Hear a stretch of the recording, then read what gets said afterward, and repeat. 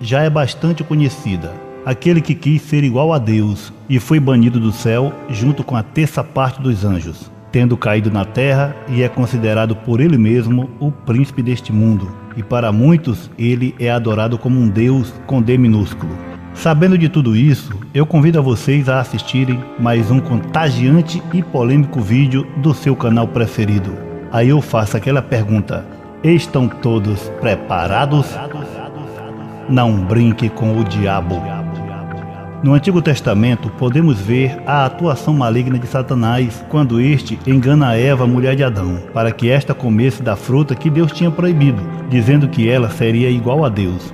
Eva, além de comer, deu a fruta para Adão. Daí veio o pecado e a queda do homem. Os dois foram expulsos do paraíso e a serpente teve seu castigo, assim como o casal.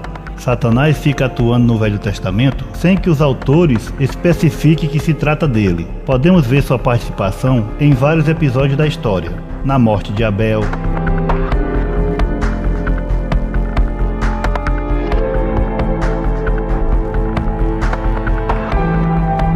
na depravação humana nos tempos de Noé, onde seus demônios se misturaram com as mulheres e essas deram à luz os gigantes.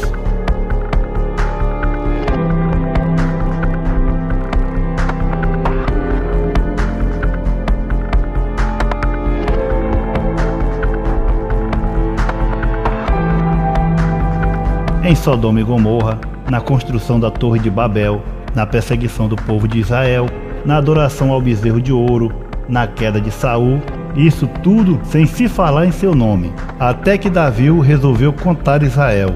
Então Satanás se levantou contra Israel e incitou Davi a numerar a Israel. 1 Crônicas 21:1. Seu nome também é falado no Salmo 109, versículo 6. Põe sobre ele um ímpio, e Satanás esteja à sua direita. Daí para frente, não se ouve falar mais em Satanás até o livro de Jó, que diz que os filhos de Deus vieram ter com ele e Satanás veio junto. Ezequiel e Isaías contam a sua história. E por fim, ele aparece em Zacarias capítulo 3, onde ele acusa o sumo sacerdote Josué. Até aí a sua atuação não foi dado muito destaque pelos autores dos livros da Bíblia.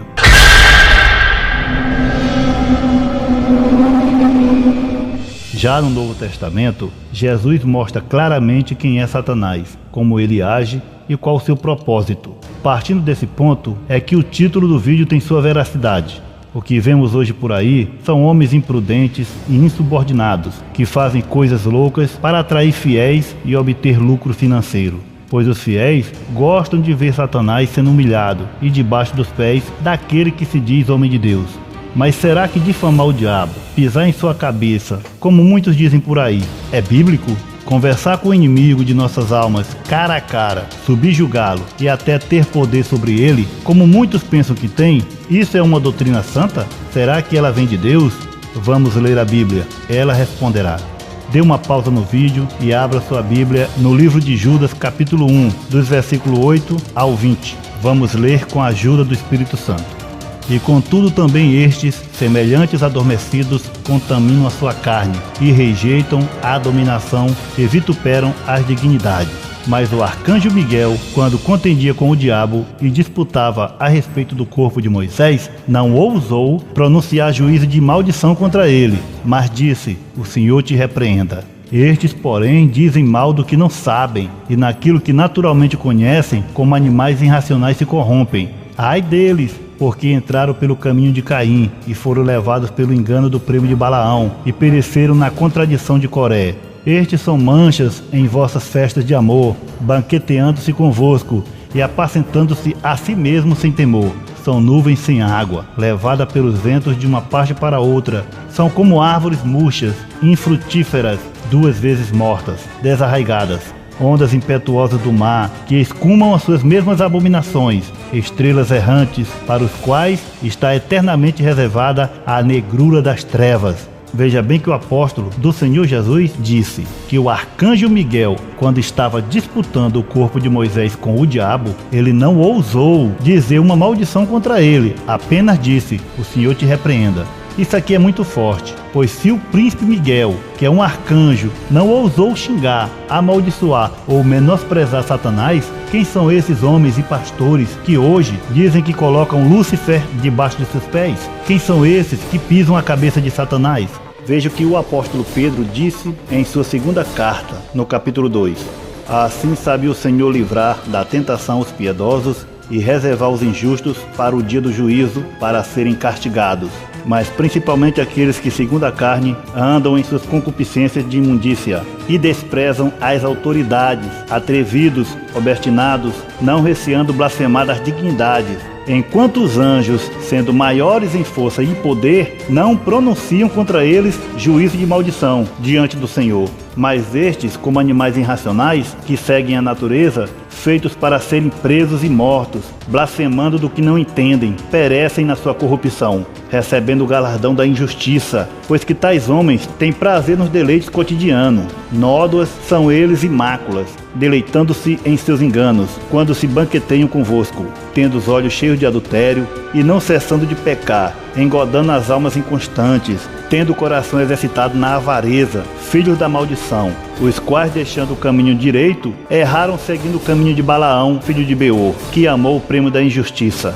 Pedro já profetizava sobre os falsos mestres, que pegam os fiéis como suas presas, difamam e amaldiçoam aquilo que eles não entendem.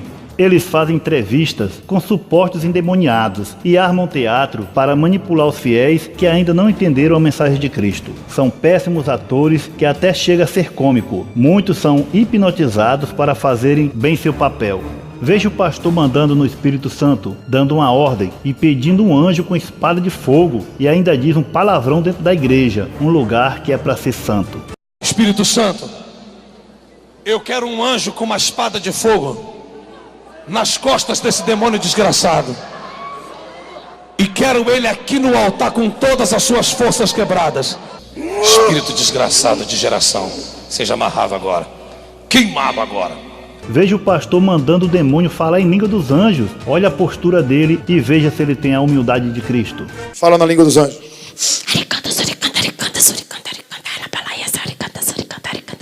Sabe por que você que está me acompanhando acredita no Espírito Santo? Porque um espírito maligno como esse te enganou e fala em língua dentro de você. Esse aqui manipula o povão dizendo que é oferta de sacrifício, ou seja, o dinheiro faz os demônios ir embora. Olha o que ela fez. Pegou o carro dela, a empresa dela, está até sem comida em casa. Está tudo no envelope. Cadê? Pega o seu sacrifício, a sua vida. Sobe aqui. Coloca aqui nessa mesa. O sacrifício dela está fazendo o quê? Tá me queimando! O que vai acontecer agora, aqui agora, na vida dela? A riqueza! O que mais? O que mais? Ai, até o que ela não pediu vai vir pra mão dela! Até o que ela não pediu vai vir? Agora veja essa cena. Qual dos dois aqui está endemoniado? Veja o ódio no olhar do pastor. Será que ele está com o Espírito Santo? Será que aí ele está imitando a Cristo, como Paulo disse? Eu te queimo com os meus ossos. Eu te queimo com os olhos. Eu te queimo com os olhos. Os meus olhos. Por isso está escrito: o meu povo sofre por falta de conhecimento. Em Zacarias capítulo 3, nos versículos de 1 a 2, diz assim: Depois disso, ele me mostrou o sumo sacerdote Josué diante do anjo do Senhor, e Satanás à sua direita para acusá-lo. O anjo do Senhor disse a Satanás: O Senhor o repreenda, Satanás. O Senhor que escolheu Jerusalém o repreenda. Este homem não parece um tição tirado do fogo? Veja bem que o próprio anjo do Senhor também não amaldiçoou e nem disse que ele estava debaixo de seus pés. Passou a responsabilidade para Deus. Vejamos como Jesus tratava Satanás. Quando ele foi tentado no deserto e Satanás tentou provocá-lo, ele usou a palavra de seu pai para repreendê-lo. Quando Jesus expulsava Satanás de uma pessoa possuída, ele não tentava humilhar e nem fazer disso um teatro para atrair seguidores. Apenas dava a ordem: sai dele. Deixe-o agora.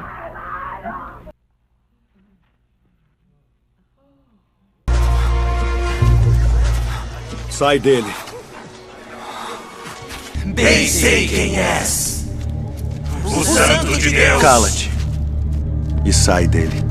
Certa vez o diabo entrou em Pedro para tentar a Jesus, mas ele apenas disse: Para trás de mim, Satanás, que me serves de escândalo, porque não compreende as coisas que são de Deus, mas só as que são dos homens.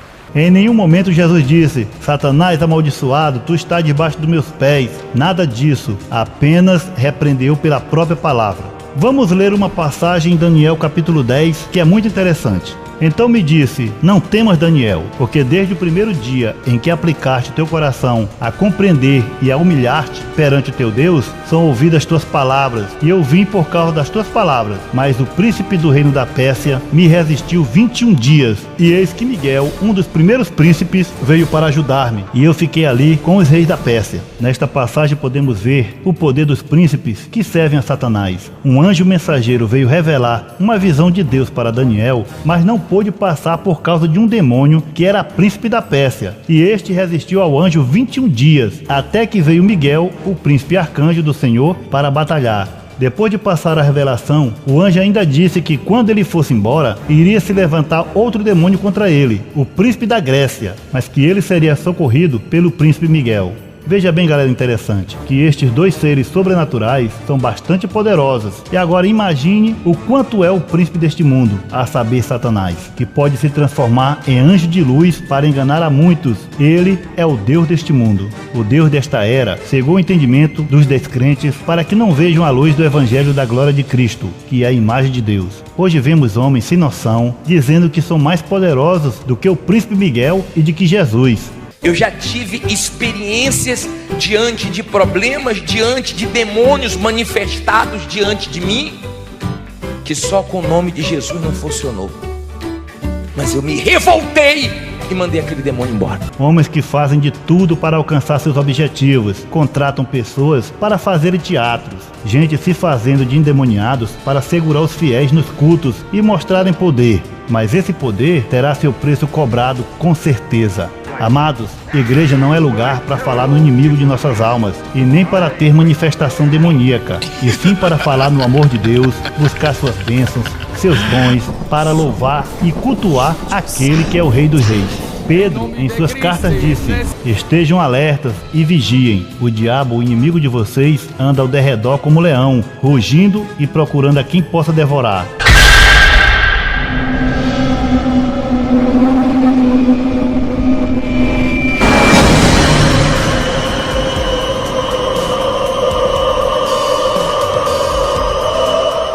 Mas o que fazer para nos proteger contra ele? A Bíblia responde: sujeitai-vos, pois, a Deus, resisti ao diabo e ele fugirá de vós.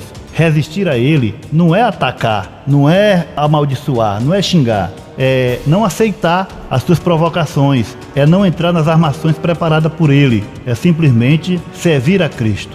Sabemos que todo aquele que é nascido de Deus não peca, mas o que de Deus é gerado conserva-se a si mesmo e o maligno não lhe toca. Sabemos que somos de Deus e que o mundo jaz no maligno.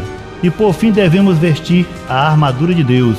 Por isso vistam toda a armadura de Deus para que possam resistir no dia mau e permanecer inabaláveis depois de terem feito tudo. Assim mantenham-se firmes, cingindo-se com o cinto da verdade, vestindo a couraça da justiça e tendo os pés calçados com a prontidão do evangelho da paz. Além disso, usem o escudo da fé, com o qual vocês poderão apagar todas as setas inflamadas do maligno. Se estivermos em Cristo, o diabo não terá poder contra nós. Mas isso não quer dizer que devemos afrontá-lo, pois muitas das vezes o diabo entra na vida de uma pessoa por permissão de Deus, assim como foi permissão de Deus que os espíritos do mal atormentassem a Saul, que só conseguia dormir com Davi tocando, e não Davi expulsando ou xingando os espíritos.